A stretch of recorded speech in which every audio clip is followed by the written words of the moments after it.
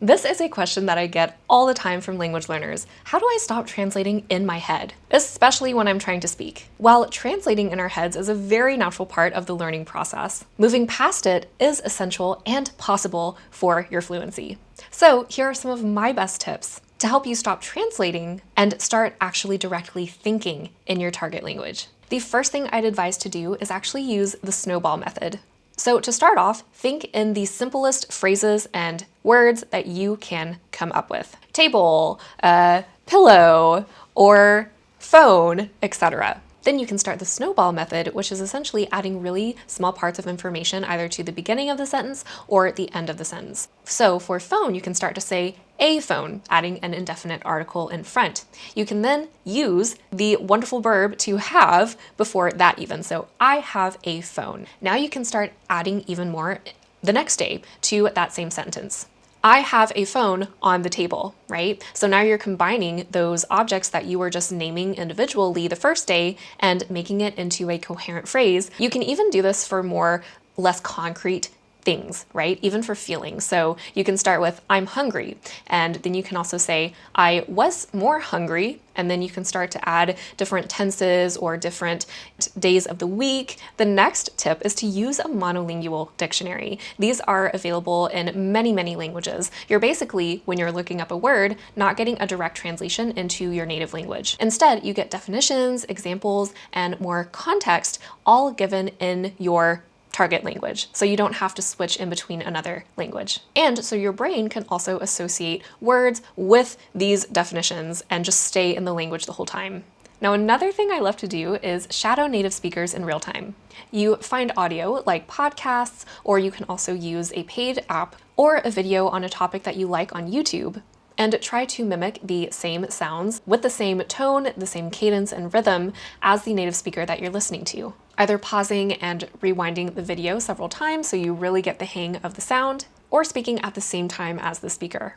And here I'll say I also don't really worry about full comprehension. The main focus is to build rhythm and fluency and instinctive usage in the language itself. So think of it as you're imitating patterns instead of mentally constructing sentences from translation. Another great way to stop translating in your head is learn in chunks and context, not in individual words. And I also recommend for this, specifically going to, I think it's called collocations.de. I will definitely put the correct website on the screen here. But it is an absolutely great way to learn words in context and take the chunks of these meanings and be able to put them into your sentences to make them flow better as well, so you don't translate as much. Another variation of the Snowball method is, instead of speaking about what you are doing and trying to combine and add simple things to the end and beginning of your sentences, instead of speaking, you can also write and journal about it. Now, I love to have sort of a daily little journal that I write in my target language in. And I keep it simple at first, especially if I'm more of a beginner. Also trying to describe in the language, if I don't know the actual word, what the definition of that word could be. So if I've forgotten the word for scissors, I can say the things that cut paper, right? Again, this forces your brain to stay in the language and not translate. Another thing I love to do is to either set a full day if I have the energy, or just a part of the day, or while doing a specific activity, to only stay in the target language. So one thing that I really like to do is do Pilates, and I love finding different channels that essentially lead a Pilates class, but in Spanish, my target language. So I'll be listening, but I'll also be counting in Spanish to myself whenever I'm doing repetitions for the exercise. Alternatively, if I'm just making breakfast, I'll probably tell myself, narrate really what I am doing with my hands as I am cooking breakfast, and only saying it in Spanish to myself. All of this is really pushing that active recall, and it is more cognitively, probably the most cognitively demanding, especially when we are really trying to make ourselves think in the language. And I've had pauses that have lasted at least a few minutes, right, of trying to stay in the language and not being able to really express myself the best. Sometimes I've even had to skip over what I've wanted to say in order to just stay in the language the whole day or the whole time frame that I allotted. What you practice can only improve, and forcing your brain to do this cognitively demanding task, yes, you are going to falter. Yes, you're probably going to feel like a 2-year-old as you force your brain to do this, right? And only think in the target language, but it will get more manageable even after a few times of doing it. Plus, doing such active recall is the most effective way to make things stick into your long-term memory, right? So really intuitively using the grammar, solidifying new vocabulary words, working on your pronunciation. I mean, all of that will be solidified more into your long-term memory than if you were just passively reading your notes and reviewing like that, for example.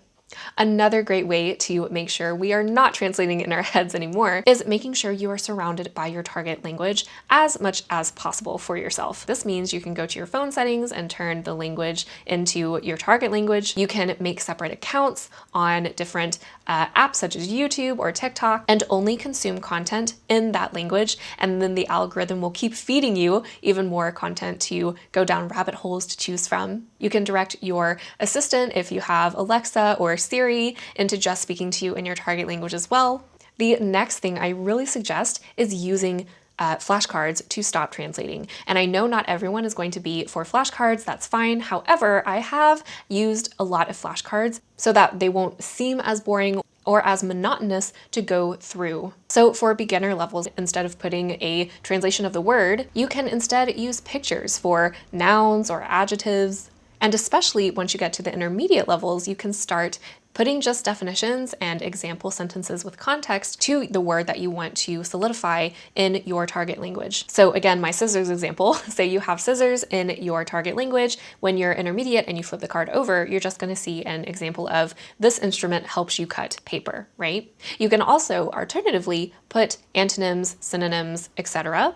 on the flashcards as well of the words you're trying to acquire. Plus, if you can add audio to your flashcards, that's even better, because you're giving your brain another auditory way to consume and solidify your words into your long-term memory and be able to recognize a word beyond just seeing the word itself, right? So I know Forvo does this. You can download native pronunciations and add them to, for example, your Anki deck. Or you can also use the automatic audio feature for Quizlet. Quizlet also has the audio feature where you essentially play the flashcard deck, right? So you don't have to look down constantly and scroll through words, so that you can just put it on in the background and kind of passively listen if you're busy that day or you just have lower energy.